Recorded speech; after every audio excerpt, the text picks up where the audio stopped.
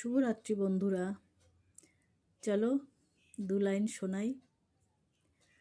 আধোরাতে যদি ঘুম ভেঙে যায়, মনে পড়ে মোরে প্রিয়,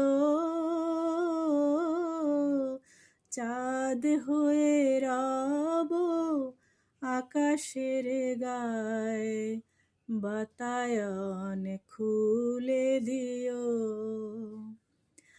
আধোরাতে যদি ঘুম ভেঙে যায়, মনে পড়ে মোরে প্রিয়,